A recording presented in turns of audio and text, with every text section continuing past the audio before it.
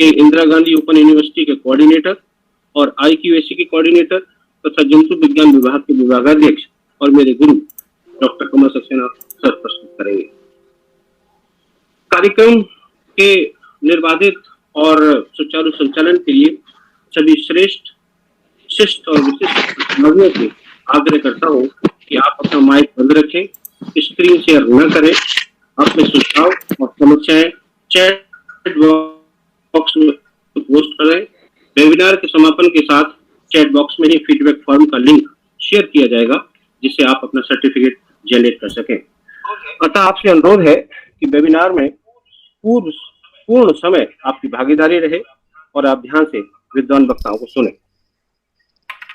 अब मैं वेबिनार में उपस्थित प्रख्यात वक्ताओं, गणमान्य शिक्षक साथियों और प्रतिभागियों के स्वागत और उद्बोधन के लिए बरेली कॉलेज के पूर्व यशस्वी हमारे मार्गदर्शक और प्रेरणा स्रोत प्राचार्य आदरणीय डॉक्टर अनुराग मोहन सर को आमंत्रित करता हूं। Sir, please request to you and over to you. Rajendra ji, thank you very much. बहुत अच्छा बोले आप, very nice. Thank you sir. Dear friends, good morning. On behalf of Bareilly College, Bareilly, I welcome you all in the national webinar titled Online Education and its Amalgamation with Classroom Education, organized by IQAC cell of Bareilly College, Bareilly. As you all know, teaching has always been regarded as a noble profession, and to teach students in classroom has always inspired educationists. But for last few years, online education has evolved. It may have its merits and demerits. With the advent of COVID-19 pandemic, we are forced to rely more on online education or virtual methods. In coming times, online education had a large share in academics. I sincerely hope that today's lecture by the experts will be able to throw light on online education, and I will also request the seasoned panelists to suggest ways and means for different interactions between teacher and taught without physical presence in college or classroom, and without compromising the standard of learning. We are privileged to have a distinguished panel of speakers. I take this opportunity to welcome our chief guest, Dr. Rajesh Prakash, Regional Higher Education Officer of Bareilly and Moradabad region. Dr. Prakash, as you all know, is a fine gentleman, an academician of repute, along with an able administrator. Before assuming the charge of regional director, he ably administered various colleges in the capacity of principal. Sir, a very warm welcome from Bareilly College. We extend our hearty welcome to Professor B.R. Kukreti, ex-head Department of Education, MJP Rolkhan University, a thorough gentleman and soft-spoken, renowned educationist. Earlier, he was professor at Garhwal University. Sir, it is indeed a pleasure to have you on the panel. Heartfelt felicitations, sir. I'm fortunate to have a very dear friend of mine, coordinator of IGNOU Bareilly College Center, Dr. Kamal Kumar Saxena. He has been pioneer in distance education and has an experience of more than 30 years in open university concept. Kamal ji, आपका हृदय से इस्तकबाल. I extend a very warm, cordial welcome to all the learned participants in this webinar. I am sure that today's deliberation by our learned speaker will pave the way for measured and realistic innovative methodology which can substitute classroom studies effectively. All the best for the webinar. Thanks for giving me space. Thank you very much. Thank you very much for your kind words. Without wasting our time मैं इस क्रम को आगे बढ़ाता हूँ। जैसे कि मैंने बताया था आपको कि इस कार्यक्रम में 3 हमारे वक्ता हैं। आदरणीय राजेश प्रकाश जी, शिक्षा अधिकारी बरेली प्रक्षेत्र, हमारे मुख्य अतिथि हैं। बहुत आदर और सम्मान के साथ मैं उन्हें आमंत्रित करूंगा पहले व्याख्यान के लिए। उनके बारे में बताना चाहता हूँ। Doctor Rajesh Prakash started his teaching career as lecturer in zoology from Government College Purolator, Sarakasi. In year 1999, he joined Government Raja PG College, Rampur, and after serving for more than 8 years, he was transferred to Government College, Jalesar. He was promoted as principal and joined Government PG College, Chirsaganj, Firozabad. In 2018, he was appointed as Regional Higher Education Officer, Bareilly, and discharging his duties till date. Dr. Rajesh has supervised 5 PhD students and completed 1 major research project funded by UGC. He has acted as a member and coordinator of various college committees, including IQAC, NAC, RUSA, etc., and acting as convener and member of several committees formed by universities and district administration. Sir, I welcome you. Kindly bless us. Dr. Rajesh Prakash, sir, over to you. Yes, sir. Thank you, sir. Am I audible? Yes, you are audible perfectly, sir. Thank you, Dr. Anurag Mohan sir. बहुत अच्छा लग रहा है sir इस माध्यम से जुड़ने के लिए, और पहली बार मैं जुड़ रहा हूँ इसमें आप लोगों के बीच में, और ये बहुत अच्छा टॉपिक आप लोगों ने सजेस्ट किया हुआ है। एक्चुअल क्या है कि जो वेरियस टॉपिक्स इस न्यू एजुकेशन पॉलिसीज पे शासन द्वारा निर्गत किए गए हैं, उसमें से अलग अलग टॉपिक्स पे चर्चाएं होनी हैं, और उन चर्चाओं के माध्यम से ही हम अपनी बात कह सकेंगे उनसे कि यहाँ पे इस चीज को जो है कम किया जाए, मेरिट और डिमेरिट्स को किस तरीके से देखा जाए। तो सर्वप्रथम मैं आज के इस वेबिनार जो कि है आपका new education policy 2020 online education in its amalgamation with classroom educations, तो इस अवसर पर सर्वप्रथम मैं आज के वेबिनार के pattern mister Devmurti sahab, keynote speaker professor BR Kukreti sahab, principal doctor Anurag Mohan,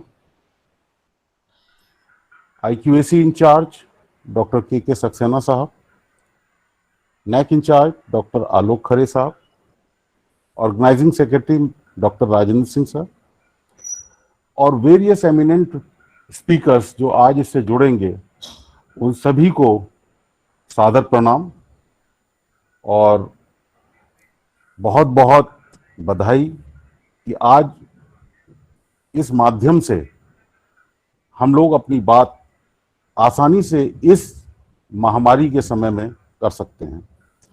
online education और ऑफलाइन एजुकेशन दोनों समय की ज़रूरतें हैं। आज हमारी ज़रूरत पिछले 5-6 महीनों से हम लगातार ऑनलाइन एजुकेशंस की प्राथमिकता पर जोर दे रहे हैं, उसकी ज़रूरत को समझ रहे हैं, ताकि हम अपने जो हमारे स्टूडेंट्स हैं उनसे किस तरीके से जुड़ सकें, अपनी बात कह सकें, चाहे वो पठन पाठन के बारे में उनसे शेयर कर सकें, चाहे उनसे सोशल वेलफेयर के बारे में सजेस्ट कर सकें, या पब्लिक अवेयरनेस हम किस तरीके से उनको इंटीमेट कर सकें। ये एक माध्यम है।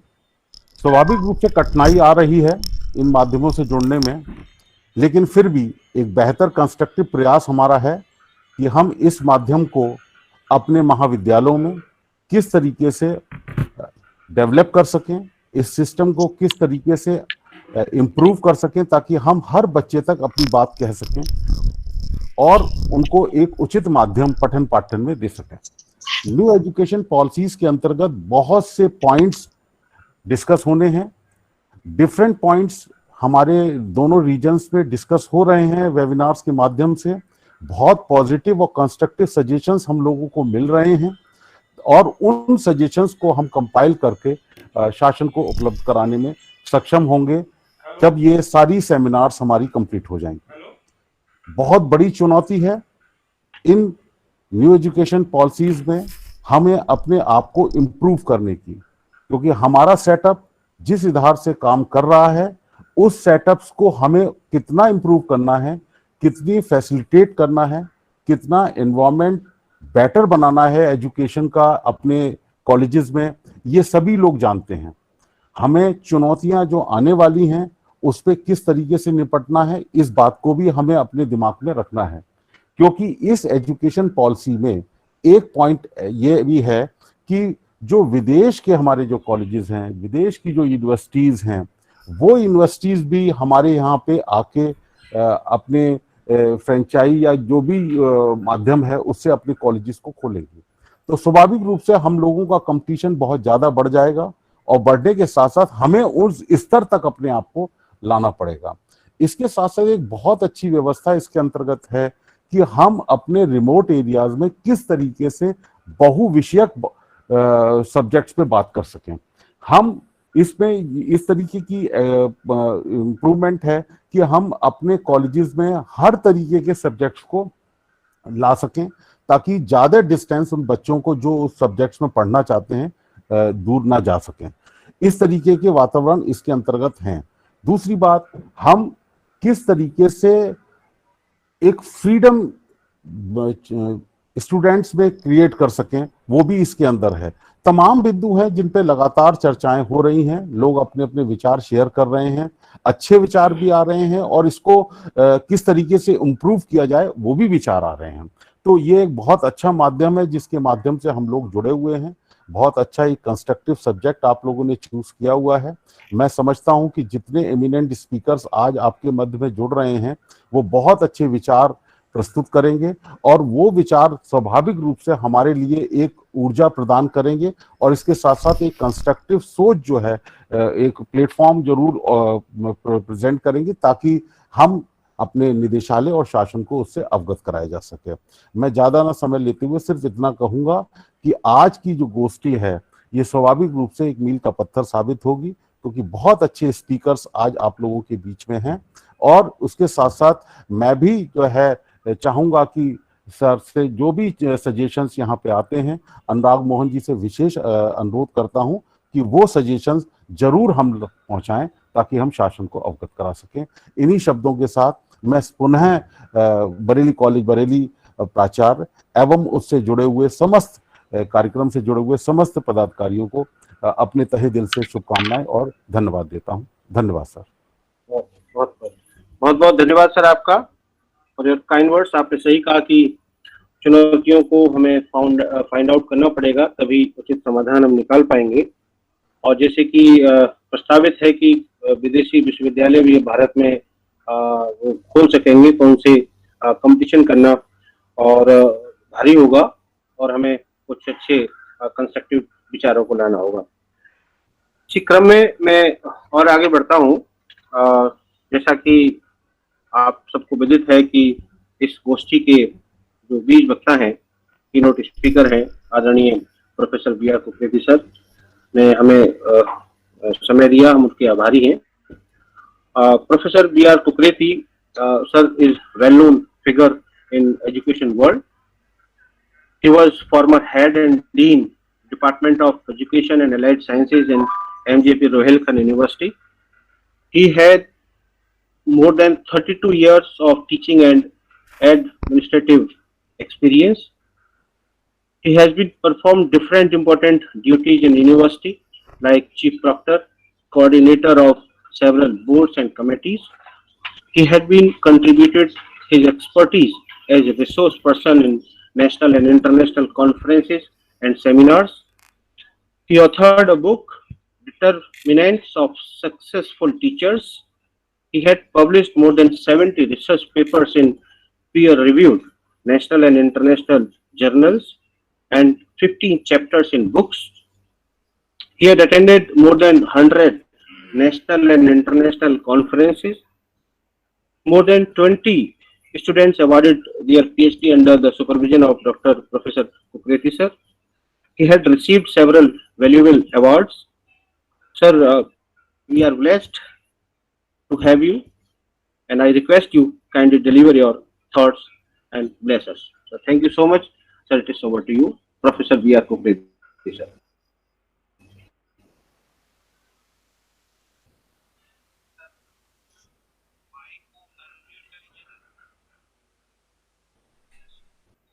हाँ सर, आगे। ओके, ठीक। धन्यवाद राजन जी। इस वेबिनार के मुख्य अतिथि डॉक्टर राजेश प्रकाश जी, जो क्षेत्रीय शिक्षा अधिकारी हैं बरेली मुरादाबाद मंडल के, बरेली कॉलेज के प्राचार्य डॉक्टर अनुराग मोहन भटनागर जी, IQAC कोऑर्डिनेटर डॉक्टर कमल सक्सेना जी, और नैक स्टीयरिंग कमेटी के कोऑर्डिनेटर डॉक्टर आलोक खरे जी, मेरे मित्र डॉक्टर सुदेश सिंह जी, भाई संदीप सक्सेना जी, और सभी मेरे साथी बरेली कॉलेज के और जो भी इस वेबिनार में जुड़े हुए हों। मुझे प्रसन्नता है कि बरेली कॉलेज के किसी कार्यक्रम में मुझे भाग लेने का मौका मिल रहा है। अनुराग भाई ने ये तो बताया था कि मैं गढ़वाल यूनिवर्सिटी में प्रोफेसर रहा हूँ, लेकिन ये नहीं बताया कि मेरी जो जड़ें हैं वो बरेली कॉलेज से हैं। मैं उनके अनुराग भाई के साथ, सुदेश भाई, संजीव भाई के साथ मैंने काम किया है बरेली कॉलेज में 87 से लेकर के और 90 तक। उसके बाद मैं गढ़वाल यूनिवर्सिटी गया था। तो मैं मूल रूप से अपने आप को बरेली कॉलेज का आज की डेट में भी मानता हूं। जब भी मुझे कोई भी पूछता है तो मैं बरेली कॉलेज को पहले महत्व देता हूं, बाद में गढ़वाल यूनिवर्सिटी और रोहिलखंड यूनिवर्सिटी को। इसमें मैं बधाई देना चाहूंगा IQAC को और नैक स्टीयरिंग कमेटी को और प्राचार्य जी को कि उन्होंने इस बहुत अच्छे कार्यक्रम का आयोजन किया है और मुझे भी इसमें बोलने के लिए मौका दिया है। अगर हम न्यू एजुकेशन पॉलिसी 2020 की बात करते हैं और उसमें टेक्नोलॉजी की बात करते हैं, तो इन्होंने इसमें केवल 2 चीजों पे मूल रूप से महत्व दिया है। एक तो ये था कि टेक्नोलॉजी का हम किस तरह से इंटीग्रेशन करें एजुकेशन के फील्ड में, और दूसरा था कि जो हमारे पास ऑनलाइन एजुकेशन है उसको किस प्रकार हम न्याय संगत रूप से देश के सभी भागों में सभी वर्गों को उपलब्ध करा सके। इन 2 चीजों पे मुख्य रूप से इन्होंने इस पे ध्यान दिया है। और वैसे यदि टेक्नोलॉजी की बात करते हैं हम, तो नॉर्मली हम लोग सभी जानते हैं कि टेक्नोलॉजी का यूज हम लोग 3 चीजों के लिए मुख्य रूप से करते हैं। एक तो हम लोग जो हमारा नॉलेज है उसके प्रसार के लिए करते हैं, दूसरा जो ज्ञान है उसके विकास के लिए करते हैं, और तीसरा जो हमारा नॉलेज है उसके संचय के लिए करते हैं। देखिए, पहले समय में क्या था कि हमारे पास ऐसे कोई साधन नहीं थे, कोई टेक्नोलॉजी नहीं थी, कोई माध्यम नहीं था जिससे कि हम अपने ज्ञान का तुरंत प्रसार कर सके। आज की डेट में हमारे पास वो टेक्नोलॉजी, वो साधन है कि अगर हमारी ये वेबिनार यहाँ पे हो रही है तो हमें चारों तरफ से जिसके पास भी हमारा लिंक होगा उस वेबिनार में पार्टिसिपेट कर सकता है। यदि व्यक्ति अमेरिका में लेक्चर दे रहा कोई, तो हिंदुस्तान में हम उसको आराम से उसको सुन सकते हैं। तो टेक्नोलॉजी के माध्यम से हम अपने ज्ञान का प्रसार चारों तरफ बड़ी आसानी से कर सकते हैं। दूसरा यह है कि जो ज्ञान का विकास टेक्नोलॉजी के माध्यम से करना है। देखिए, पहले कोई भी हम अगर रिसर्च वर्क करते थे जिसमें कि न्यू नॉलेज क्रिएशन होता था, उसमें हम लोग बहुत टाइम हमें लगता था और बहुत बड़ी मुश्किल से हम नया ज्ञान का सृजन लोगों के सामने ला सकते हैं। लेकिन अब हमारे पास जब से कंप्यूटर टेक्नोलॉजी आ गई है, तब हम बड़े से बड़े कैलकुलेशन, बड़े बड़े से रिसर्च, बड़े बड़े से यदि हमें कहीं से रिव्यू लेना है, कोई काम करना है, तो बड़े आराम से हम लोग कर सकते हैं। और नए ज्ञान का सृजन टेक्नोलॉजी के माध्यम से बड़े आसानी से हो रहा है। और ज्ञान का संचय करने से संबंधित हम ये कह सकते हैं, देखिए, पहले हमारे पास कुछ नहीं था। अगर ताड़ के पत्तों में लिखा हुआ है और कोई है चीज लिखी हुई है, न किताबें थी न कुछ था, और वो खराब हो गई तो फिर खराब हो गया। लेकिन आज की डेट में हम लोग जो कुछ भी हम लोग कर रहे हैं उसको हम लोग संचय कर सकते हैं। ये वेबिनार की हम रिकॉर्डिंग कर रहे हैं तो हमारे ज्ञान का संचय हो रहा है। आज हमने अपनी बड़ी से बड़ी लाइब्रेरीज को डिजिटल फॉर्म में हम लोगों ने रख दिया है, वो हम लोग ज्ञान का संचय कर रहे हैं। और जो कुछ भी हो रहा है पूरे विश्व में उसको हम लोग ज्ञान का संचय करके, गूगल है आपका तो उसमें पूरा ज्ञान का संचय ही है। ये टेक्नोलॉजी ही ऐसी है जिसके माध्यम से हम लोग इस काम को कर पा रहे हैं। अब भारत में अगर हम टेक्नोलॉजी के यूज पे बात करते हैं शिक्षा के क्षेत्र में पर्टिकुलरली, तो हम देखेंगे कि 8वें दशक तक हम लोगों ने केवल रेडियो और टेलीविजन को ही टेक्नोलॉजी के रूप में यूज किया है, जो कि बड़े स्तर पर। बाकी क्लासरूम में या और कहीं तो हम लोगों ने छोटी छोटी टेक्नोलॉजी का टीचिंग मटेरियल एड वगैरह का इस्तेमाल किया है, लेकिन पूरे बृहत स्तर पर हम देखें तो हमने केवल रेडियो और टीवी का यूज हम लोगों ने किया है स्वतंत्रता के बाद से, और कंप्यूटर का यूज बहुत कम इस्तेमाल किया, वो भी जो प्रोफेशनल बड़े बड़े इंस्टीट्यूशन थे उसमें हम लोगों ने कंप्यूटर का इस्तेमाल किया है। लेकिन आज की डेट में हम लोगों के पास में सभी साधन उपलब्ध हो गए और हम लोग टेक्नोलॉजी का आराम से शिक्षा के क्षेत्र में प्रयोग कर रहे हैं। थोड़ा सा अगर हम टेलीविजन का क्या रोल रहा है हमारे एजुकेशन में टेक्नोलॉजी के रूप में, उस पर अगर प्रकाश डालें तो हम कह सकते हैं कि देखिए, भारत में जो टेलीविजन की शुरुआत हुई थी 15 सितंबर 1959 में टीवी हमारे यहाँ पहली बार स्टार्ट हुआ था। दिल्ली में एक छोटे से कमरे में मीडिया सेंटर बनाया गया था, उससे टेलीकास्ट हमारे कार्यक्रम किए गए। और एजुकेशन के फील्ड में जो सबसे पहले इस्तेमाल हुआ था वो अक्टूबर 1961 में इस्तेमाल किया था, जबकि सेकेंडरी एजुकेशन टेलीविजन प्रोजेक्ट शुरू किया था। इसमें दिल्ली के कुछ सेकेंडरी स्कूल के बच्चों को पढ़ाने के लिए टेलीविजन का इस्तेमाल किया गया था।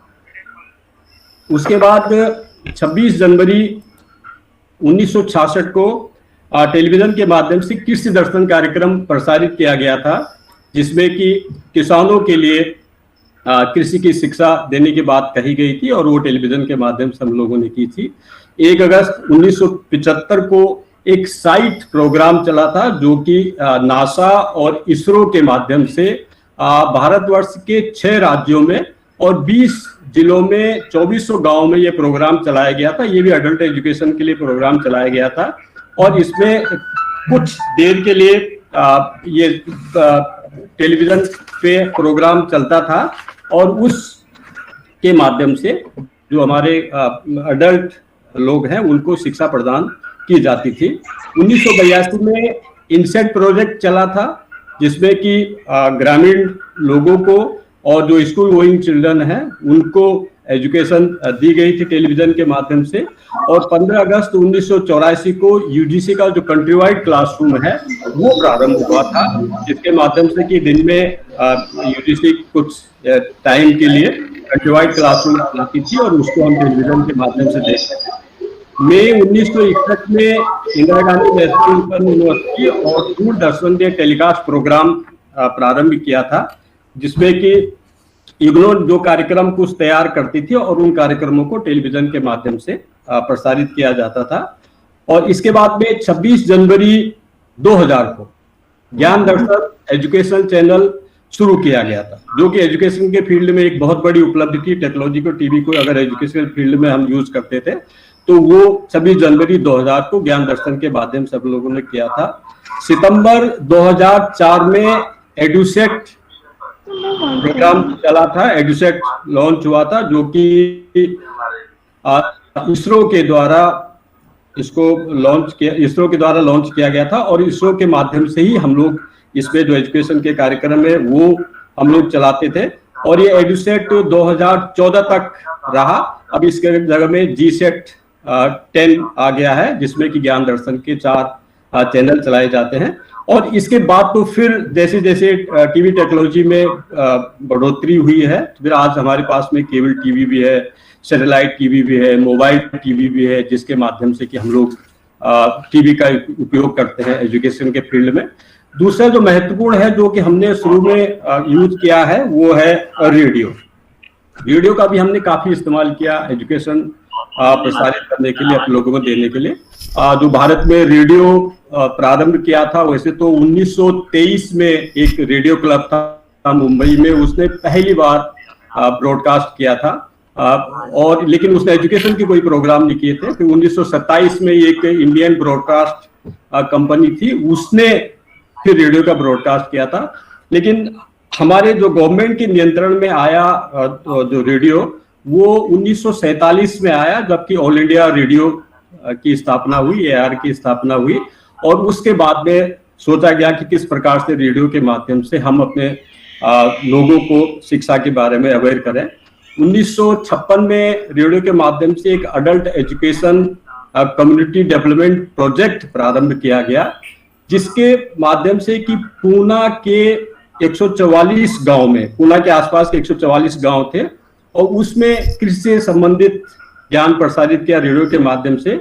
और 1965 में एक यूनिवर्सिटी ब्रॉडकास्ट प्रोजेक्ट प्रारंभ किया गया, जो कि जो central institute of English and foreign languages है, जिसको कि आज इफ्लू के नाम से जानते हैं, उसने और दिल्ली यूनिवर्सिटी ने ये प्रोग्राम प्रारंभ किया था। और उसके बाद 1979 और 80 में एक लैंग्वेज लर्निंग प्रोग्राम रेडियो के माध्यम से प्रारंभ किया था, जो कि जयपुर और अजमेर में, राजस्थान में चलाया गया था। इसमें हिंदी के प्रोग्राम, हिंदी भाषा को सिखाने के लिए ये प्रोग्राम चलाया गया था।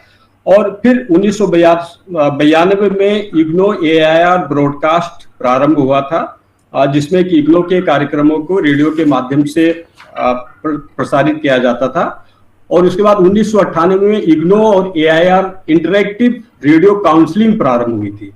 एक तरफा था पहले, लेकिन 1998 में इग्नो और ऑल इंडिया रेडियो ने एक काउंसलिंग प्रक्रिया प्रारंभ की थी, जिसमें कि लोगों को काउंसलिंग दी जाती थी। 2001 में हमारी ज्ञानवाणी चला, जो कि एजुकेशनल FM रेडियो चैनल प्रारंभ किया गया, जिसमें कि ये आपके कुछ NGOs ने भाग लिया, इग्नो ने, NCERT, UGC, IITs और भी कोई ऐसी बॉडीज थी जो कि कार्यक्रम अपने तैयार करके देते थे, और वो हम लोग ज्ञानवाणी के माध्यम से प्रसारित करते थे। ये रेडियो का इसलिए सबसे ज्यादा इस्तेमाल हुआ क्योंकि रेडियो का कवरेज बहुत ज्यादा है। पूरे शायद देश का कोई भी कोना ऐसा नहीं है जहां की रेडियो नहीं पहुंचता है, जबकि टेलीविजन के साथ में ये है समस्या है, उसकी सीमा है कि हर जगह हम टेलीविजन का इस्तेमाल नहीं कर सकते हैं। और इसीलिए आज की डेट में जो प्रधानमंत्री जी का मन की बात कार्यक्रम आता है, वो रेडियो पर ही प्रसारित करते हैं, रेडियो से ही सब लोग लिंक करते हैं, क्योंकि वो सभी जगह सुना जा सके। तो ये बात थी हमारी कि बैकग्राउंड में कि एजुकेशनल टेक्नोलॉजी में पहले हमने किन किन चीज को प्रयोग किया है ज्ञान के प्रसारण में। अब नई शिक्षा जो 2020 की, इसकी बात करते हैं, तो इसमें भी जो एजुकेशन का कोई भी स्टेज हो, उसमें टेक्नोलॉजी के प्रयोग की बात कही गई है। चाहे जो अपना इसमें जो स्ट्रक्चर है वो 5+3+3+4 का स्ट्रक्चर है, चाहे उसमें जो पहले 5 साल की 3 से 8 साल के बच्चों के लिए हो, जिसमें कि हम लोग सेकेंड क्लास तक के बच्चों को मानते हैं, उसमें इसको फाउंडेशनल स्टेज कहते हैं। या दूसरा जो +3 का है, जो प्रिपरेटरी स्टेज है, जिसमें कि 8 साल से 11 साल के बच्चों को एजुकेशन देने की बात कही गई, कक्षा 3 से लेकर के 5 तक। या उसके बाद भी +3 में मिडिल स्टेज है, जिसमें कि 11 वर्ष से 14 वर्ष के छात्रों को या कक्षा 6 से लेकर के 8 तक के बच्चों को एजुकेशन देने की बात कही गई। या फिर +4 जो सेकेंडरी लेवल का है, जो 14 साल से 18 साल के बच्चे, जिसमें कि 9 से लेकर के 12 तक के बच्चों को एजुकेशन देने की बात कही गई हो। या डिग्री हो या हायर एजुकेशन, PG लेवल के एजुकेशन हो, प्रत्येक लेवल पे टेक्नोलॉजी या ऑनलाइन एजुकेशन के माध्यम से शिक्षा देने की बात कही गई है। इवन छोटे छोटे बच्चे जो कि 3 साल के, 3.5 या 4 साल के, उनके लिए भी कहा गया कि इनको गेम के द्वारा, कंप्यूटर के माध्यम से गेम के द्वारा इनको सिखा दिया जाए, उसके लिए भी ऑनलाइन प्रोग्राम देने की बात कही गई है। एजुकेशन के जो एजुकेशन सिस्टम है, उसकी प्रक्रिया के प्रत्येक क्षेत्र में, चाहे वो आपका एडमिशन हो, चाहे आपका एडमिनिस्ट्रेशन हो, चाहे टीचिंग हो, चाहे लर्निंग हो, चाहे एग्जामिनेशन हो, चाहे इवैल्यूएशन हो, चाहे रिजल्ट प्रिपरेशन हो, हर क्षेत्र में टेक्नोलॉजी की बात, इस्तेमाल करने की बात कही गई है। और इसी तरह से जो शिक्षा के विभिन्न प्रकार हैं, चाहे वो जनरल एजुकेशन हो, चाहे वोकेशनल एजुकेशन हो, चाहे टीचर एजुकेशन हो, चाहे प्रोफेशनल एजुकेशन हो, चाहे लाइफ लॉन्ग या अडल्ट एजुकेशन हो, या स्पेशल एजुकेशन हो, वहां पे भी जो टेक्नोलॉजी है उसको, उसके माध्यम से शिक्षा देने की बात कही गई है। जो हमारा हायर एजुकेशन लेवल का है, तो हायर एजुकेशन लेवल को स्मूथ फंक्शनिंग के लिए न्यू एजुकेशन पॉलिसी में, या पूरे एजुकेशन को स्मूथ फंक्शनिंग के न्यू एजुकेशन जो इस समय हमारे पास जैसे यूनिवर्सिटी ग्रांट्स कमीशन है, या और हर उसकी सब्जेक्ट की, हर प्रोफेशनल कोर्सेज की अपनी अपेक्स बॉडी है, इसमें ये कहा गया है कि एक Indian commission of education commission of India, इसका गठन किया जाएगा। और इस एजुकेशन कमीशन ऑफ इंडिया के अंतर्गत 4 बॉडी इन्होंने बनाने का प्रस्ताव किया है, जिसमें कि national higher education regulatory council को एक रखा है, दूसरा नैक को रखा है, तीसरा हायर एजुकेशन ग्रांट्स काउंसिल बनाने का प्रस्ताव है, और चौथा जनरल एजुकेशन काउंसलिंग बनाने का प्रस्ताव है। इन 4 जो बॉडी है मेन ये काम करेंगी, पूरा नियंत्रण रखेंगे, स्मूथ फंक्शनिंग के लिए काम करेंगी। और जो इस समय की जो बॉडीज है, जैसे टीचर एजुकेशन में एनसीटी है या पीसीआई है, या और भी जो भी जितनी बॉडी है, इनका काम होगा कि अपने फील्ड में जो एकेडमिक स्टैंडर्ड है उसको बढ़ाने के लिए काम करें। ये शिक्षा के क्षेत्र में जो तकनीक का विकास किस प्रकार से हम लोग करें, जो मैंने कहा था, पहले भी कहा था कि जो एनईपी 2020 है उसमें एक रखा गया है कि कैसे तकनीक का इंटीग्रेशन करें, और दूसरा रखा गया है कि कैसे ऑनलाइन जो एजुकेशन हमारी या डिजिटल एजुकेशन है उसका तर्कपूर्ण ढंग से, न्याय संगत तरीके से सब लोगों को दी जाए।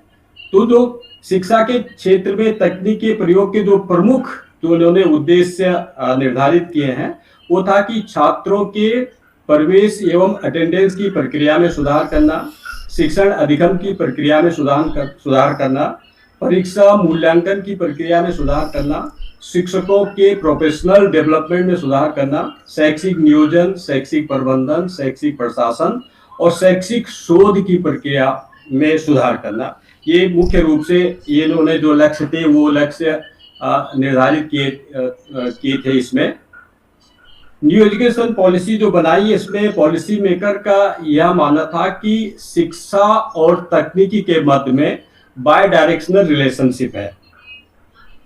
इसमें ये मानते हैं कि शिक्षा तकनीकी को मजबूत करती है और तकनीकी शिक्षा को मजबूत करती है, इसलिए इन दोनों के मध्य जो है एक बाय डायरेक्शनल रिलेशनशिप है।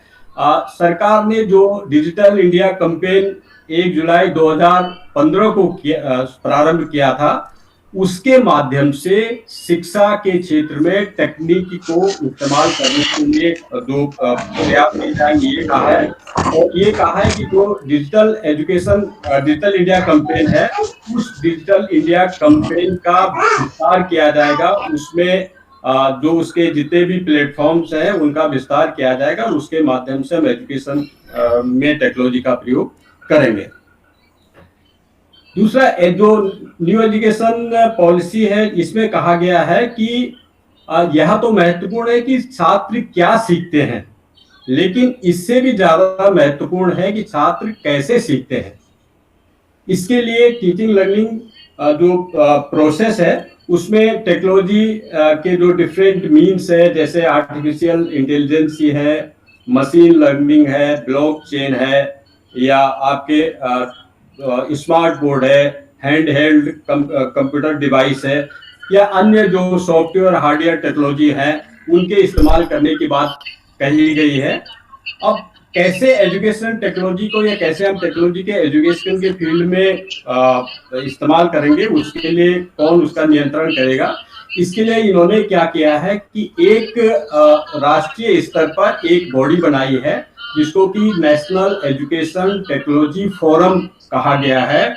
और ये नेशनल एजुकेशन टेक्नोलॉजी जो फोरम होगा, ये फोरम पूरे कहाँ देश में शिक्षा के क्षेत्र में किस प्रकार से एजुकेशन टेक्नोलॉजी को यूज करें, जिससे कि शिक्षा में गुणवत्तापूर्ण शिक्षा हम अपने छात्रों को दे सके, हम शोध कार्य में वृद्धि कर सके।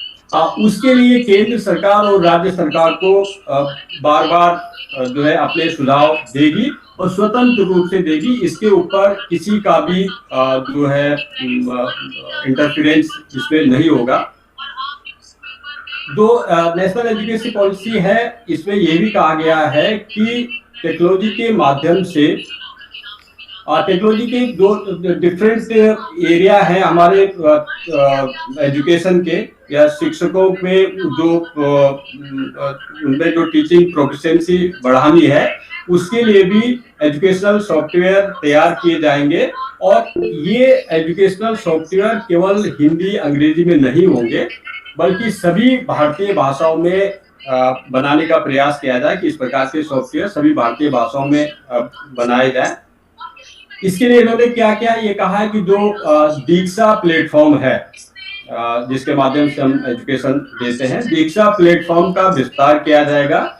इस फॉर्म पर जो ये प्लेटफॉर्म है, इस पर अपलोड करने के लिए राज्यों द्वारा क्षेत्रीय भाषाओं एवं एनसीईआरटी या central institute of education technology या सीबीएसई या एनआईओएस और भी जो अन्य जो संस्थाएं हैं, उनसे कहा जाएगा कि वो ई कंटेंट डेवलप करें और ई कंटेंट इस जो दीक्षा का प्लेटफॉर्म है, इस पे अपलोड किए जाएंगे।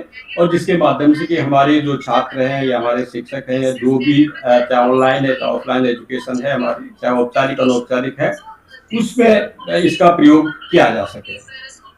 विद्यालयों में अध्यापकों को एजुकेशन टेक्नोलॉजी बेस्ड उपकरण दिए जाएंगे, जिससे कि वह ई कंटेंट को अपने क्लासरूम में प्रयोग किया कर सके। ऐसे इनकी व्यवस्था है।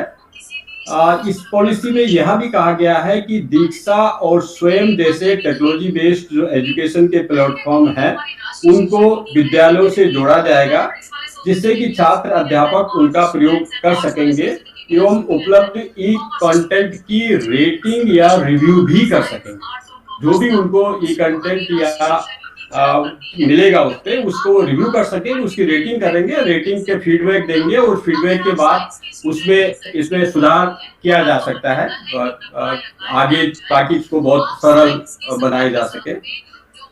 इस पॉलिसी में शिक्षकों में इनोवेटिव टीचिंग एवं टेक्नोलॉजी के विकास के लिए कंटिन्यूअस प्रोग्रेस डेवलपमेंट स्कीम की बात कही गई है, जिसमें कि शिक्षक local, regional, national, international workshop या कॉन्फ्रेंसेस के माध्यम से इनोवेशन के संबंध में जानकारी प्राप्त करेंगे तथा प्रत्येक शिक्षक के लिए यह अनिवार्य किया गया है कि वह 50 घंटे परफॉर्मेंस प्रोफेशनल डेवलपमेंट प्रोग्राम में पार्टिसिपेट करेगा।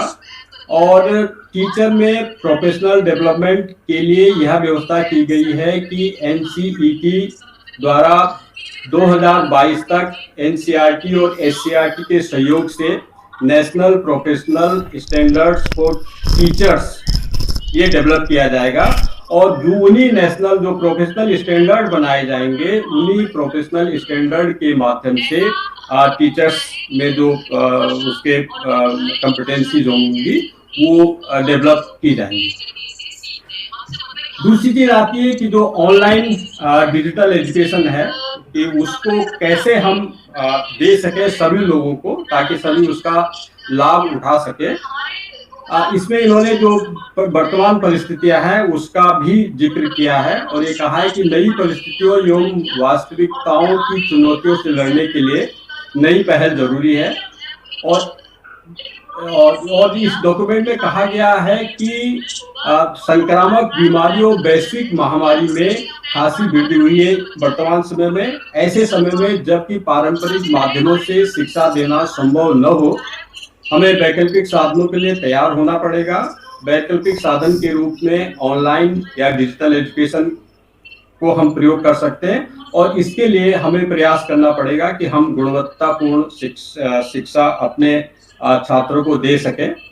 डॉक्यूमेंट में यह भी कहा गया है कि इसके लिए हमें ऑनलाइन शिक्षा की समस्याओं का अध्ययन करना पड़ेगा और इन समस्याओं को कम करने का प्रयास करना होगा। समाज के प्रत्येक वर्ग को न्याय संगत रूप से ऑनलाइन शिक्षा को पहुंचाने हेतु डिजिटल इंफ्रास्ट्रक्चर या डिजिटल प्लेटफॉर्म का विस्तार करना पड़ेगा। और डॉक्यूमेंट में ये भी कहा गया है कि डिजिटल एजुकेशन को प्रभावशाली ढंग से संचालित करने के लिए शिक्षकों को उपयुक्त ढंग से प्रशिक्षण देना होगा, जिसमें कि ऑनलाइन डिजिटल एजुकेशन का प्रयोग शिक्षक आसानी से अपनी क्लास में कर सके। और कुछ सुझाव दिए हैं या कुछ व्यवस्थाएं रखी हैं कि किस प्रकार से हम ऑनलाइन जो एजुकेशन होगी उसका विस्तार कर सकेंगे। उसमें ये कहा गया है कि एक तो पायलट सर्वे किए जाएंगे ऑनलाइन एजुकेशन की कठिनाइयों उनके सुधार हेतु।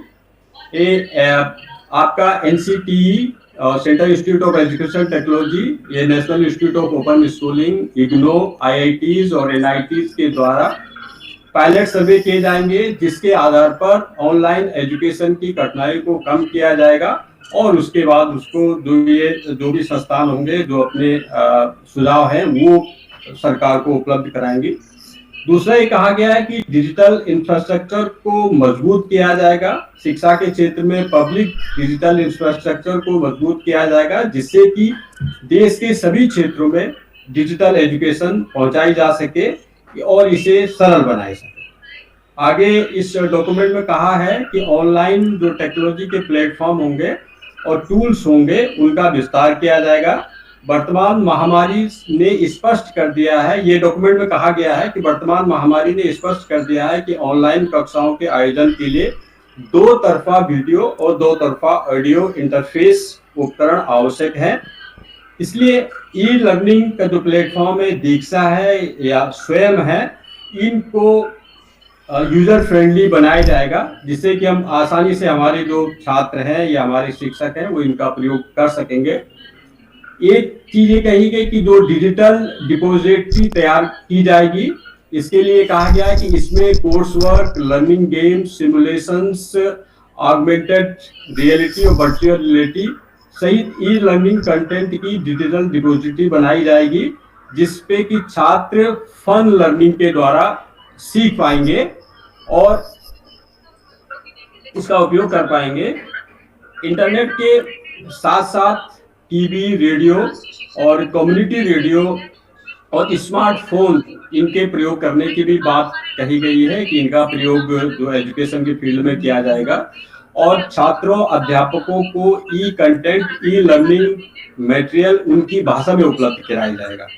देखा कि तभी हम लोग सक्सेस हो सकते हैं कि अगर किसी को इंग्लिश नहीं आती और इंग्लिश में ही यदि मटेरियल उपलब्ध है, या बांग्ला नहीं आती, बांग्ला में ही मटेरियल उपलब्ध है, तो हमें चाहिए कि सभी भाषाओं में जो ये ई कंटेंट हो वो डेवलप हो। इसीलिए उन्होंने राज्यों को और जो डिफरेंट संस्थाएं हैं उनको ये जिम्मेदारी दी है। आगे बात कही गई कि जो वर्चुअल लैब है इनको बनाने के लिए दीक्षा जो हमारा पोर्टल है, स्वयं पोर्टल है या स्वयं प्रभा जो ई लर्निंग प्लेटफॉर्म है, उनका उपयोग किया जाएगा और उनका विस्तार किया जाएगा, उनमें सुधार किया जाएगा। आगे कहा गया है कि छात्रों एवं शिक्षकों को पहले से ही लोड की गई सामग्री वाले टैबलेट दिए जाएंगे, जिससे कि वो पहले से लोड की गई सामग्री को प्रयोग कर सकें। और आगे इस डॉक्यूमेंट में कहा गया है कि ऑनलाइन मूल्यांकन एवं परीक्षाएं कराने के लिए जो परख या NTA या स्कूल बोर्ड आदि जो संस्थाएं हैं वो इनकी रूपरेखा बनाएंगी कि कैसे हम लोग ऑनलाइन जो एजुकेशन, ऑनलाइन जो हमारा इवैल्यूएशन है उसको आसान करेंगे और उसका जिसके बढ़िया अच्छी तरह के उसका प्रयोग किया जाएगा। और फिर आगे डॉक्यूमेंट में ये कहा गया है कि जो हमारी ब्लेंडेड मोड ऑफ लर्निंग है उसको बढ़ावा दिया जाएगा। अभी तक हम लोग क्या करते थे, बहुत कम इंस्टीट्यूशंस के को अगर हम उनका उदाहरण छोड़ दें तो हम लोग केवल अगर हमारी फेस टू फेस क्लासरूम की टीचिंग है तो हम अपने बच्चों के सामने जाते हैं, जो हमारा लेक्चर होता है बच्चों के सामने उसको दे देते हैं। अगर हमें कोई फिगर बनाना होता है तो ब्लैक बोर्ड पर बना देते हैं, कोई भी डायग्राम बनाना हो तो उसको हम ज्यादा हम चार्ट और मॉडल के माध्यम से बच्चों को बता देते हैं। लेकिन अब इन्होंने कहा कि ब्लेंडेड मोड को दें, जिसमें कि हम क्लासरूम में फेस टू फेस टीचिंग करेंगे, उसके साथ साथ हम टेक्नोलॉजी का भी इस्तेमाल करेंगे, जो ऑनलाइन एजुकेशन है उसका भी इस्तेमाल हम करेंगे। यदि हमें कोई चीज हम पढ़ा रहे हैं और हमें तुरंत आवश्यकता है कि हमें इस पे हार्ट का फिगर अपने बच्चों को दिखाना है, तो हम तुरंत उसको डाउनलोड करके और हार्ट का जो फिगर होगा, जो चित्र होगा, उसको ऑनलाइन डिजिटल माध्यम से अपने बच्चों को दिखा सकते हैं। या बच्चे जो किताब से पढ़ते हैं, किताब के साथ साथ तो अपना इंटरनेट वगैरह का इस्तेमाल इसका भी करें। तो ये चीजें बताई गई है। एजुकेशन पॉलिसी है दो चीजों के लिए कि टेक्नोलॉजी का कैसे हम लोग उसमें इंटीग्रेशन करेंगे और ऑनलाइन एजुकेशन को कैसे मजबूत करेंगे जिससे कि हम सारे देश में उसको फैला सकें। लेकिन ये जितनी भी चीजें हैं बहुत बढ़िया चीज गवर्नमेंट ने कही है, लेकिन यहाँ पे प्रॉब्लम क्या है कि ये अभी चीजें प्रस्तावित हैं। इनका जो सक्सेस है वो डिपेंड करता है कि कैसे जो प्रोग्राम ऑफ एक्शन बनाया जाएगा उस प्रोग्राम ऑफ एक्शन में इनके इम्प्लीमेंटेशन के लिए क्या व्यवस्था की जाती है। पूरी की पूरी दारोमदार जो हमारा है वो उस प्रोग्राम ऑफ एक्शन पे निर्भर करता है, क्योंकि हमारे पास टेक्नोलॉजी को यूज करने के लिए बहुत सारी लिमिटेशंस है। देखिए, हमारे पास स्किल्ड मैन पावर की कमी है। अगर मैं चाहूँ कि मैं अपने क्लास में टेक्नोलॉजी का यूज करूँ, स्मार्ट बोर्ड मेरे पास है, इंटरनेट मेरे पास, सब कुछ मेरे पास है, लेकिन मुझे उसका इस्तेमाल करना नहीं आता है। और ऐसी कोई व्यवस्था हमारे स्कूल्स में, हमारे यूनिवर्सिटीज में, हमारे महाविद्यालयों में नहीं है कि वो टीचर के साथ में किसी टेक्निकल आदमी को लगा दें कि हाँ उनकी टीचिंग में वो मदद करेगा। दूसरा, हमारे पास इंफ्रास्ट्रक्चर की बहुत कमी है। हमारे पास कितने स्कूल्स ऐसे हैं जिसमें कि हम इंटरनेट की व्यवस्था कर सकते हैं या स्मार्ट बोर्ड की व्यवस्था कर सकते हैं? नहीं है, बहुत कम है। तो अगर आपको इसको लागू करना है, इसको सक्सेसफुल बनाना है, तो आपको इंफ्रास्ट्रक्चर देना पड़ेगा, चाहे वो किसी भी माध्यम से आप दें। तीसरा, हमारे पास जो पावर सप्लाई है उसकी स्थिति हम सभी लोग जानते हैं कि कब चलते चलते बिजली चली जाए तो या कितने घंटे बिजली आती है हमारे पास में, वो हम लोग के पास बड़ी समस्या है। तीसरा ये है कि हमारा जो एटीट्यूड है, बहुत कम लोग ऐसे हैं जिनका की पॉजिटिव एटीट्यूड है। नहीं तो अधिकांश लोगों में एक टेक्नोफोबिया है। वो सोचते हैं कि छोड़ो, कौन कंप्यूटर का यूज करे, कौन टेक्नोलॉजी का यूज करे, उससे बढ़िया तो हम लोग अपने आराम से बोल करके बच्चों को बता देंगे। बेसिक जो कंप्यूटर लिटरेसी है उसकी हमारे पास कमी है। सभी जगह इंटरनेट की जो एक्सेस है वो हमारे पास नहीं है। तो इसीलिए मैं कह रहा हूं कि अगर हमें जो प्राविधान है एजुकेशन टेक्नोलॉजी के लिए या ऑनलाइन टेक्नोलॉजी के लिए, डिजिटल एजुकेशन के लिए दिए गए हैं, यदि हमें उन्हें सक्सेसफुल बनाना है तो हमें इसके लिए प्रोग्राम ऑफ एक्शन बनाते समय और ध्यान में देना पड़ेगा कि क्या क्या कमियां हैं। डॉक्यूमेंट में कहा गया है, जिन कमियों को मैं आपको गिना रहा हूं, इन कमियों के बारे में डॉक्यूमेंट में कहा गया है कि हाँ ये कमियां हैं, उनको एक्सेप्ट किया गया है और कहा गया है कि इन कमियों को दूर करने का प्रयास किया जाएगा। जो एजुकेशन पॉलिसी बनी है, इसका ऐसे नहीं कि हम इसको एकदम से हमने बनाया और उसको प्रोग्राम ऑफ एक्शन वाला लागू कर दिया। इसके अपने इनके लॉन्ग टर्म गोल हैं और 2040-2045 तक भी चीजों को लागू करने की बात कही गई है, जबकि उसको पूरी तरह से मतलब फुल्ली फंक्शनल जब पॉलिसी होगी तो 2040 तक का भी उसमें जिक्र किया गया है। तो ये थी जो मेन चीजें थी जो ये NEP 2020 में कही गई थी कि किस प्रकार से हम टेक्नोलॉजी का इस्तेमाल करेंगे।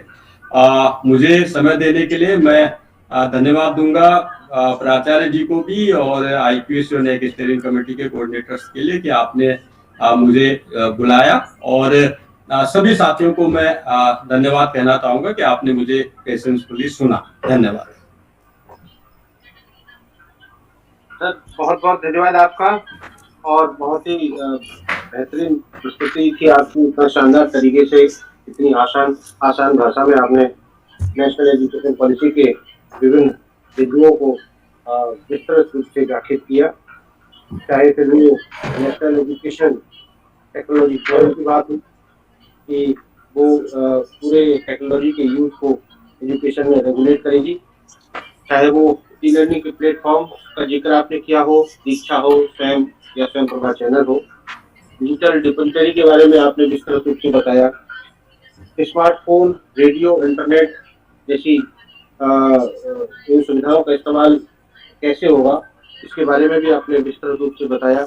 ई कंटेंट सभी भाषाओं में बहुत जरूरी है, क्योंकि मुझे लगता है कि आगे आने वाले समय में इस एजुकेशन पॉलिसी के हिसाब से बहुत जरूरी होगा। वर्चुअल लैब्स के बारे में आपने विस्तृत रूप से बताया। अच्छा प्रोग्राम ऑफ एक्शन, स्पेशली आपने बताया कि एजुकेशन पॉलिसी को अगर लागू करना है तो इसके प्रॉपर इम्प्लीमेंटेशन के लिए ये पर्टिकुलर प्रोग्राम ऑफ एक्शन आवश्यक होना चाहिए। समस्याओं की और भी आपने ध्यान हमारा आकर्षित किया, चाहे फिर वो रूरल एरियाज में नेटवर्क की कमी हो, इलेक्ट्रिसिटी पावर सप्लाई की समस्या हो, डिवाइसेस की अनअवेलेबिलिटी हो या टेक्नोफोबिया हो और कंप्यूटर की कम ज्ञान होना भी, ये कुछ ऐसी बाधाएं होंगी। लेकिन लक्ष्य जैसा कि आपने बताया कि ये एकदम हासिल में नहीं होगा, इसके लिए प्रस्तावित समय है 2030 और 40 तक ये संभवतः अपनी सही रूप में हम लोग इसको जान पाएंगे और अपना पाएंगे। आपका सर बहुत बहुत धन्यवाद आपकी बेहतरीन लक्ष्य के लिए। Thank you so much sir.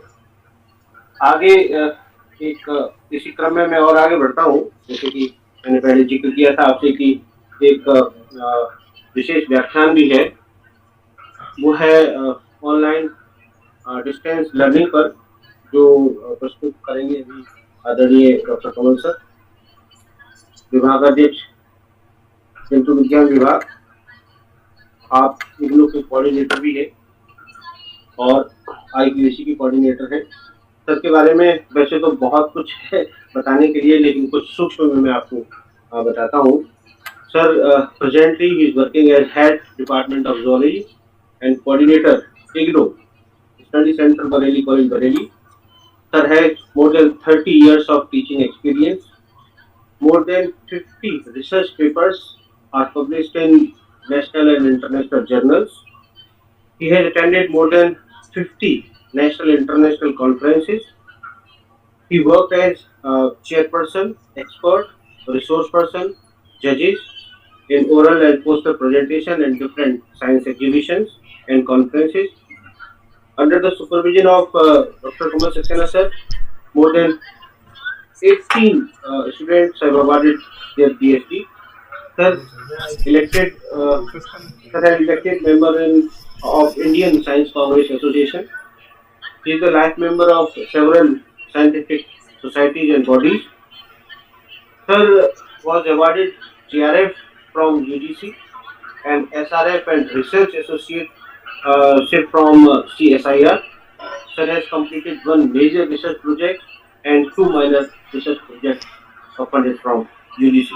Sir, I welcome you और मैं आपसे निवेदन करता हूँ कि आप अपना ऑनलाइन डिस्टेंस लर्निंग पर व्याख्यान है आप उसको करें।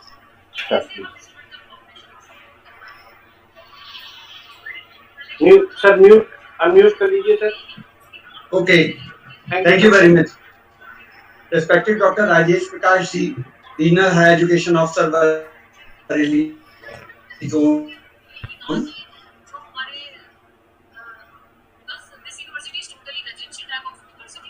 Professor B.R. Kokreti ji, former head and team faculty of education, like sciences,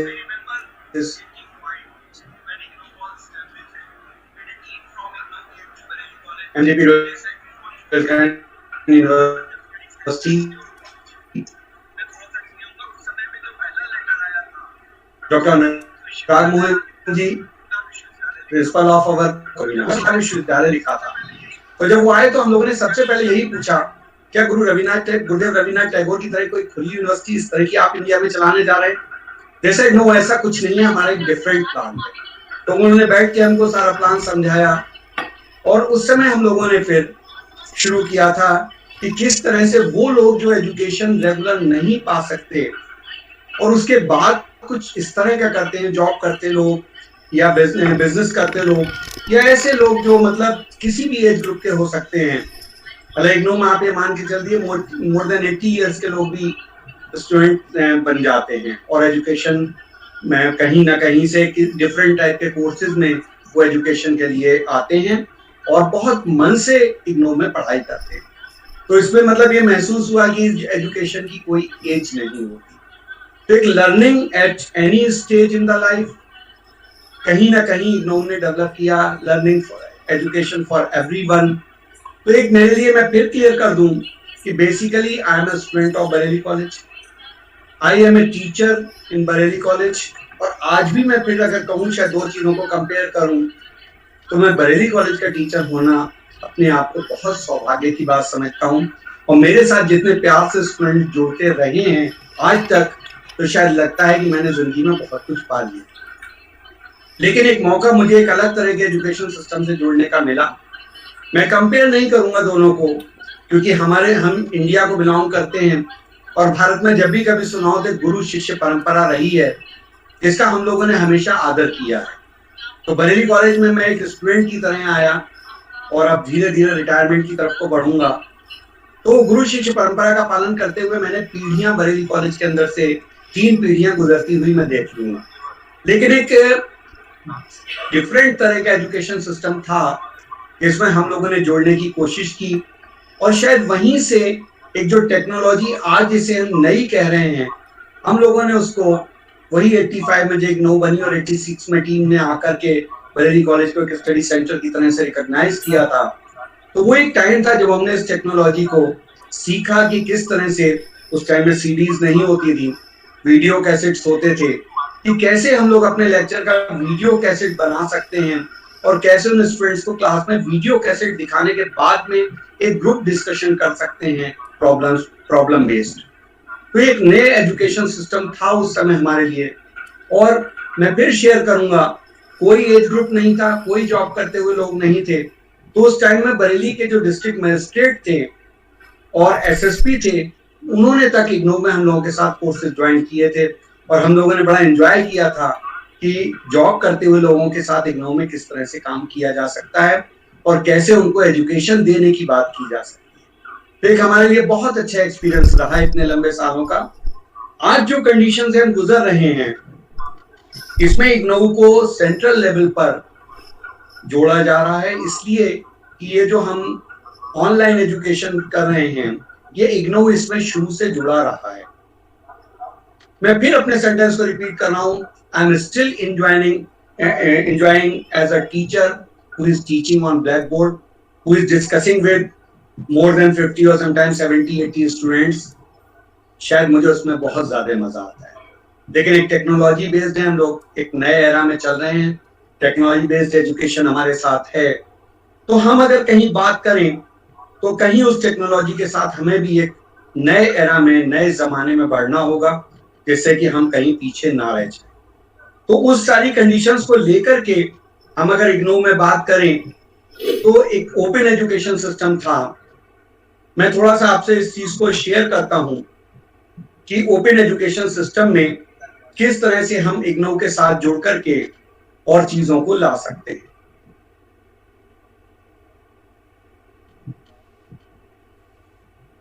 Rajendra sir, क्या पावर पॉइंट प्रेजेंटेशन आप सब लोग देख पा रहे हैं? तो इस तरह से अगर हम इग्नू की बात करें तो हम एक ऑनलाइन, जी सर आपकी स्क्रीन शेयर हो रही है सर, थैंक यू। एक ऑनलाइन डिस्टेंस एजुकेशन सिस्टम हमने इग्नू के साथ शुरू किया था। और इसमें थोड़ा सा आपसे और शेयर करना चाहूंगा कि इग्नू ने इंटरनेशनल लेवल पर कहीं आगे बढ़ने के लिए ये 2000 में एक इंटरनेशनल लेवल का ज्वाइंट एक प्रोग्राम किया था, and I was lucky that I was selected for attending that program। तो हम लोगों ने 2000 में इग्नू हेडक्वार्टर पे रह के उसी टाइम में जापान गवर्नमेंट के कोलैबोरेशन में इग्नू में एक मीडिया सेंटर पूरा डेवलप किया गया था। तो वी वर लकी कि हमारे सामने ही उसका इनॉग्रेशन हुआ और हमको भी वो मीडिया सेंटर यूज करने को मिला। तो शायद हम ये समझ पाए कि मीडिया का यूज कैसे किया जा सकता है। जिन चीजों को आज हम कॉमन लेवल पे डेवलप करते हैं या हर किसी के लेवल कराने की बात करते हैं, 2000 में जब मैं इग्नू में था और वो 2 वीक्स का मैंने प्रोग्राम अटेंड किया था, तो सब ऐसा लगता था जैसे कुछ सपना है जो हमें दिखाया जा रहा है और हम अपने आप को लकी समझते थे कि इसके साथ जुड़ने का मौका हमको मिल रहा है। तो इन सारी चीजों को बात करते हुए हम अगर आज प्रेजेंट सिचुएशन की बात करें तो आज एक ऐसी सिचुएशन है जिसमें हम कोविड-19 में एक आउटब्रेक है हमारे साथ and we are suffering with that problem. The number of persons is increasing day by day. Pandemic जो है उसमें हम लगातार, और आप रोज न्यूज़पेपर में देखते होंगे कि हर डिफरेंट स्टेट्स में होता है कि स्कूल और कॉलेजेस को खोला जाए या ना खोला जाए। अभी भी ऑनलाइन एजुकेशन की बात हो रही है, कॉम्पिटिटिव एग्जाम्स कराए जाएं कि ना कराए जाएं। Every day we are facing this type of problems and we are studying different type of news in newspapers. अलग अलग व्यूज होते हैं लोगों के। तो इस सिचुएशन से जब हम गुजर रहे हैं तो एजुकेशन को भी हमें ऑनलाइन डिस्टेंस एजुकेशन की फॉर्म में देना जरूरी हो गया। तो अब कहीं हम बात वर्चुअल क्लासेस की करने लगे कि कहीं वर्चुअल क्लासेस हो जिसमें टीचर अपने घर पर बैठा हुआ स्टूडेंट्स के साथ इंटरेक्ट कर सकता है। मैं फिर आपको वहीं लौटा रहा हूं सेंटेंसेस को कि अपने क्लास में स्टूडेंट के साथ इंटरेक्ट करना बहुत अच्छा लगता है। चौक डस्टर हाथ में हो, पसीना बह रहा हो, बहुत मजा आता है। लेकिन इन कंडीशंस में जब हमारे साथ कहीं कोई अल्टरनेटिव नहीं है तो हम बेस्ट पॉसिबल एजुकेशन स्टूडेंट तक कैसे पहुंचा सकें, तो this is another method. So online learning और virtual classes these are offered by using internet. तो इंटरनेट को कहीं मिड 1990 की बात जो हम कर रहे हैं वही इंटरनेट ऑफ WWJ या हम वर्ल्ड वाइड वेब कहते हैं, वहां शुरू हुआ था। और वही चीज मैं जोड़ रहा हूँ कि 2000 में जब वो लैब डेवलप हुई थी वहां पे पूरी, तो हम लोगों ने उसको वहां स्टडी किया था। तो यहाँ कहीं भी हम e learning, virtual learning, web based training, कहीं इस तरह के टर्म्स आज हम यूज कर रहे हैं। उससे पहले कुकरेती जी ने डिफरेंट टाइप्स की जितनी भी पॉलिसीज हैं उनको बहुत अच्छे से आप लोगों को सबको डिटेल में बताया है। मैं उन पॉलिसीज पर नहीं जा रहा हूं, मैं सिर्फ इतनी सी बात कर रहा हूं कि उन पॉलिसीज को थोड़ा सा एक्सपेरिमेंटली हम इग्नोव में यूज कर चुके हैं या कर रहे हैं। तो हम उसकी थोड़ा सा आपको जो प्रैक्टिकल एक्सपीरियंसेस हो सकते हैं इस फील्ड में वो आपसे शेयर करने की कोशिश करेंगे। तो कहीं हम जो वेब बेस्ड एजुकेशन है उसको हम लगातार पिछले 30 सालों से यूज कर रहे हैं। तो इग्नोव की अगर हम बात करें तो 1985 का में एस्टेब्लिश हुआ इग्नोव। मोर देन 3 मिलियन लर्नर्स हैं इस समय। More than 2600 learner support centres या जिन्हें हम स्टडी सेंटर्स कहते हैं वो हैं, और 29 ओवरसीज पार्टनर इंस्टीट्यूशंस भी हैं इग्नोव के पास। आज की डेट में इग्नोव 228 certificate, diploma, degree, doctor, different type के प्रोग्राम्स इग्नोव ऑफर कर रहा है। तो 1985 से लेकर जो 35 इयर्स का टाइम गुजर रहा है, इसमें हम लोगों ने इग्नोव को ग्रो करते हुए और उसके साथ जुड़ते हुए देखा है कि किस तरह से एजुकेशन के एक दूसरे मेथड को यूज किया जा सकता है। फिर मैं यहाँ थोड़ा सा डिस्कस करते हुए आपको बीच में रोक रहा हूँ कि हम लोगों ने जिस समय उस समय एजुकेशन सिस्टम आया था, या आज भी मैं कहूँ तो इग्नोव में मैं जैसे अगर साइंस का टीचर हूं तो मैं बीएससी की बात करूं, इग्नोव में बीएससी में वो स्टूडेंट एडमिशन लेता है जिसका किसी और कॉलेज में एडमिशन नहीं होता। जिस समय हम इग्नोव की बुक्स उठाते हैं, उसका सिलेबस देखते हैं, तो हमारे सामने एक दिल्ली का सिलेबस होता है जो दिल्ली यूनिवर्सिटी या जेएनयू में पढ़ाया जा रहा होता है, और उन्हीं के प्रोफेसर का वो सिलेबस डिजाइन किया हुआ भी होता है। अब सोचिए आपकी सिलेबस वो जो जेएनयू या दिल्ली यूनिवर्सिटी में पढ़ाया जा रहा है, बच्चा वो जिसको किसी कॉलेज में एडमिशन नहीं मिला, या जो कहीं पढ़ाई छोड़कर जॉब कर रहा है और अपने पार्ट टाइम की तरीके से बीएससी करना चाह रहा है, वो जिस समय आता है और लैब में हम उसको वो एक्सपेरिमेंट्स कराते हैं जो कि हमारे अपनी यूनिवर्सिटी के सिलेबस में नहीं होते, शायद उनसे कुछ ऊपर की चीज होती है। तो अब ये सोचिए दोनों चीजों का एक ब्रिज जो होता है बनाना, कि स्टूडेंट वो जो शायद कम कैटेगरी वाला है और स्टडीज वो जो इंडिया में बेस्ट पॉसिबल स्टडीज हो सकती हैं या सिलेबस हो सकता है, उन दोनों को मैच कराना हमारा काम होता है। तो मैं जो कोऑर्डिनेटर की तरह काम करता हूं, तो आप ये सोचिए कि उन लोगों के साथ डील करना पड़ता है जो सोसाइटी के एक तरह से तो कहिए, मतलब मैं नेग्लेक्टिव वर्ड यूज करूं या ऐसे कहूं कि जो नॉर्मल एजुकेशन या क्वालिटी एजुकेशन तक नहीं पहुंच पा रहे, उनको एजुकेशन देना और क्वालिटी एजुकेशन देना, इन दो चीजों को कैसे मैनेज किया जाता है। तो लास्ट 35 ईयर से इग्नोव में हम लोग यही सब करते हुए आ रहे हैं, और मोटो वही था, रीचिंग द अनरीच, कि कैसे हम वहां तक पहुंच पाए जो अनरीच है। हमने पहुंचने की कोशिश की है, और इन 35 ईयर्स में जो भी मेरे एक्सपीरियंसेस इग्नोव के साथ रहे हैं वो बिल्कुल डिफरेंट तरह के एक्सपीरियंसेस हैं जो शायद बरेली कॉलेज का टीचर होने के साथ उनसे दो बिल्कुल अलग अलग चीजें हैं जिनको कंपेयर करना मुश्किल होता है। तो वही मैं कहूँ, नॉर्मल एजुकेशन और जो ओपन एजुकेशन है, ओपन सिस्टम वाली, उनको कंपेयर नहीं कर सकते। तो इस तरह से अलग अलग प्लेटफॉर्म्स पे हम जाते रहते हैं, इग्नू के बारे में बताते रहते हैं। कंडीशन वो है कि इग्नू के कोर्सेज में ज्वाइन कराने के लिए जो कैंप्स लगाने पड़ते हैं, इग्नू को गांव में जाकर कैंप्स लगाने पड़ रहे हैं कि वहां से गांव के लोगों को जो कि नहीं पढ़ रहे हैं उनको समझाएं कि किस तरह आपको एक दूसरा मेथड है जिससे हम आपको पढ़ा सकते हैं।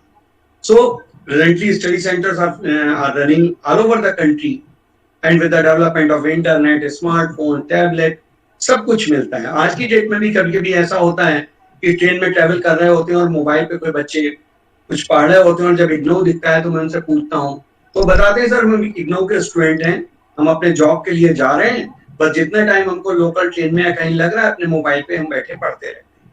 तो इसका मतलब ऑनलाइन एजुकेशन अवेलेबल है और आज से नहीं है।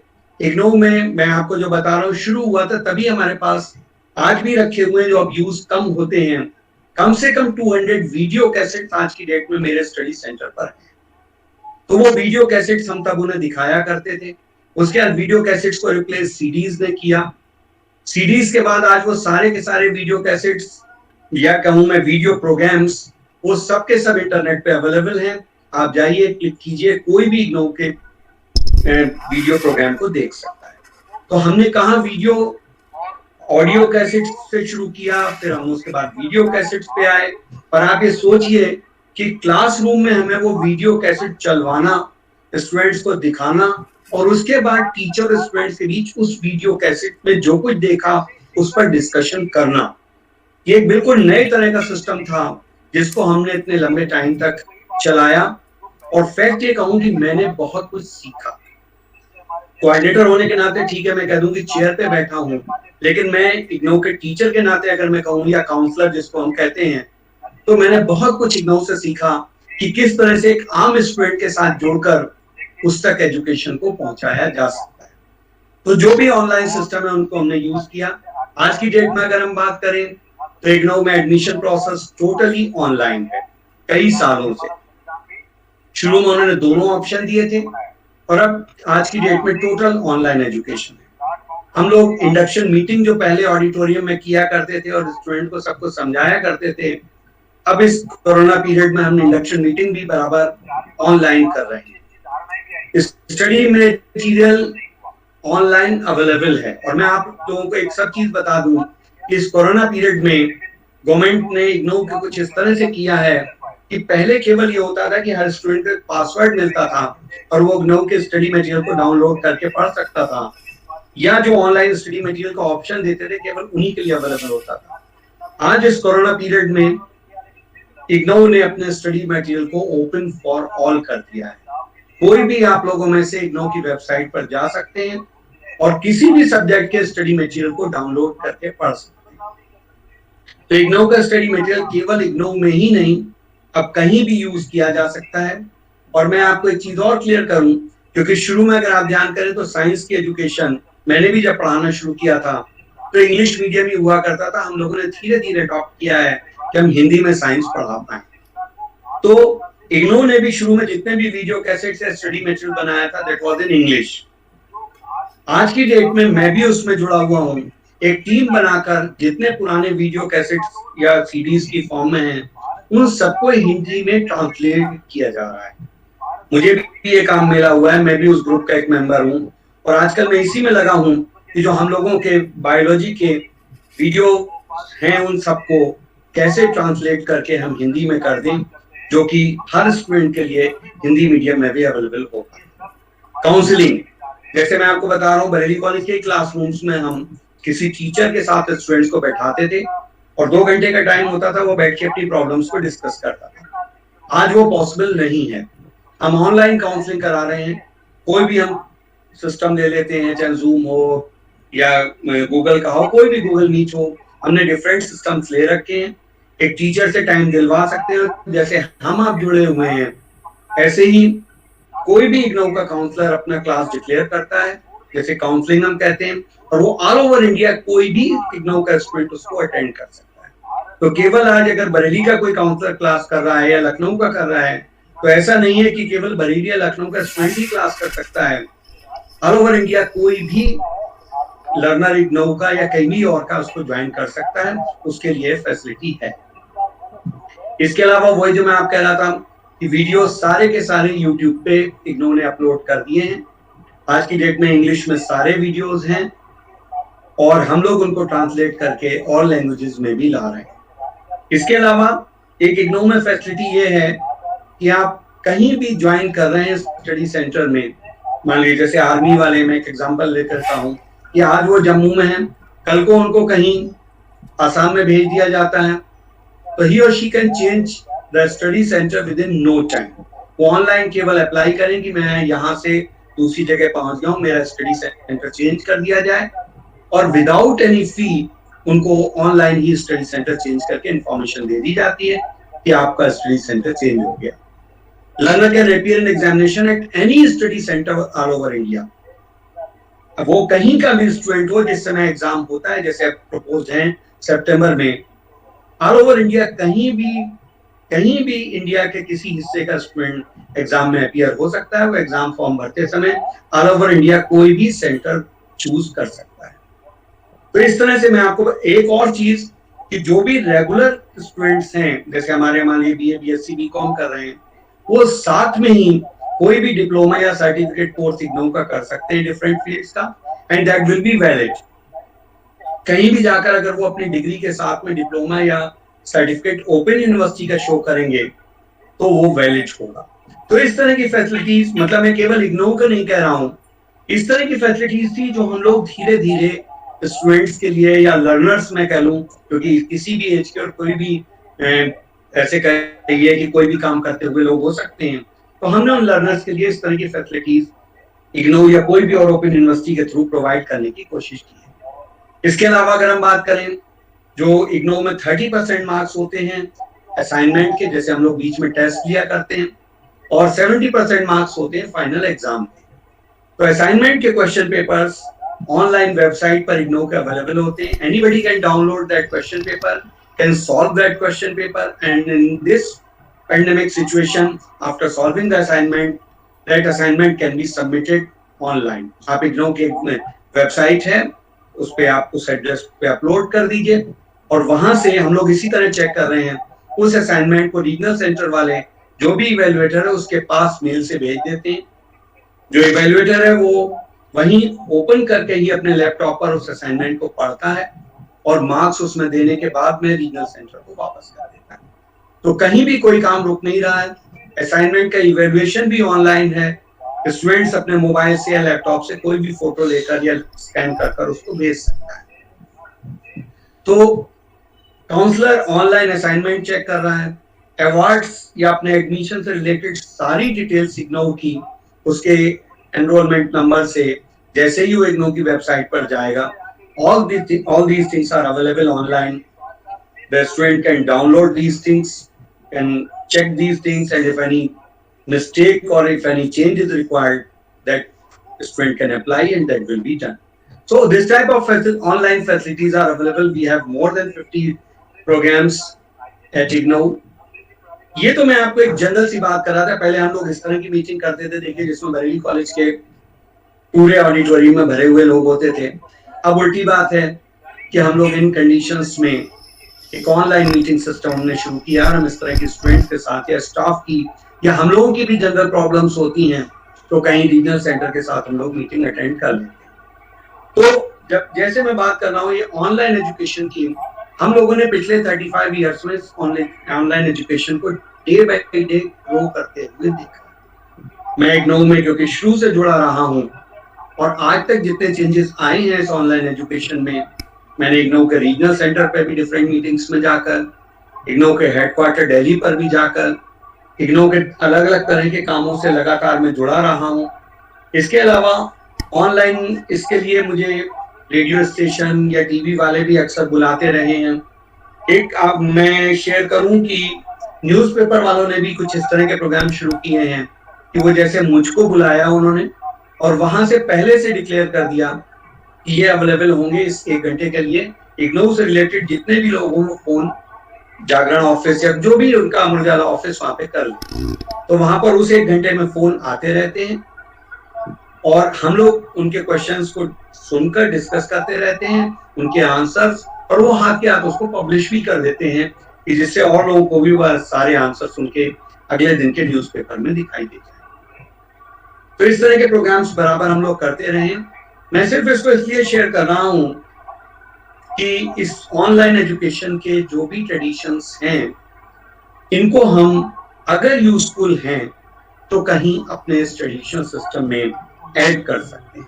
मैं कहीं कंपेयर नहीं कर रहा हूं। मैं फिर आपसे कह दूं, I am a student of Bareilly college, still I am teacher in Bareilly college Bareilly, and I feel proud that I am doing offline coaching, or you can say offline teaching in Bareilly College.